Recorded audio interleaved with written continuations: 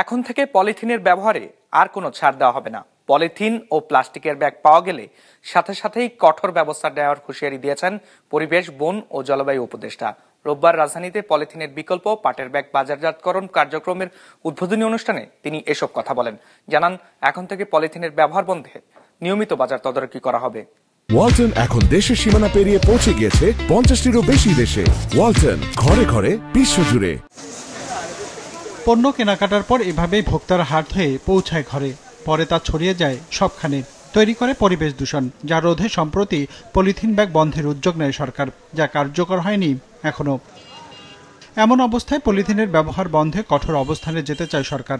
এজন্য উদ্যোগ নেওয়া হয়েছে ভর্তুকি মূল্যে পাটের ব্যাগ বিক্রির।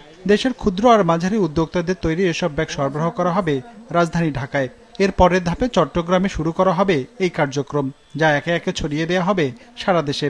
আকার ভেদে এইসব ব্যাগ বিক্রি হচ্ছে 20 থেকে 80 টাকায়। পাড়া মহল্লায় যেভাবে শপ থাকে, এই শপগুলো যদি সেখানে দাঁড়িয়ে যায়, রেগুলার হলিডে মার্কেট করে, তাহলে মার্কেটিং, আমাদের জুটের যে মার্কেটিং, সেটা একটা ব্যাপ্তি লাভ করবে। আমাদের প্রতিযোগী দেশগুলো যে কাজটা করেছে, স্থানীয় বাজার মজবুত করে তাদের অর্থনীতিকে শক্তিশালী করেছে, এবং এটা হচ্ছে শিল্পের জন্য খুব জরুরি। এই ক্ষেত্রে আমি মনে করি সরকারের এই উদ্যোগের মাধ্যমে এটা যদি সফল বাস্তবায়ন হয়, স্থানীয় বাজার সম্প্রসারিত হওয়ার মাধ্যমে আমাদের পাট শিল্পের একটা বড় ধরনের সহযোগিতা হিসেবে কাজ করবে। এই আয়োজনের উদ্বোধনী অনুষ্ঠানে জানানো হয়, দেশে প্রতি বছর কয়েক বিলিয়ন ডলারের প্লাস্টিক আমদানি করা হয়।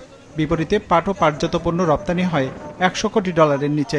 অর্থনীতির স্বার্থে প্লাস্টিকের ব্যবহার কমিয়ে পাটের ব্যাগ ব্যবহারের আহ্বান জানানো হয় অনুষ্ঠানে। বলা হয়, এর ফলে পাটের উৎপাদন বাড়ার পাশাপাশি তৈরি হবে কর্মসংস্থানও। বিলিয়ন ডলারের উপরে প্লাস্টিক পণ্য যেটা আমরা আমদানি করছি, এটা যদি আমরা স্থানীয় পাট শিল্প দিয়ে রূপান্তর করতে পারি, তাহলে $1 বিলিয়ন বাঁচবে এবং দেশীয় শিল্পের একটা বিকাশ ঘটবে এবং একটা কর্মসংস্থান ঘটবে এবং পরিবেশ বাঁচবে।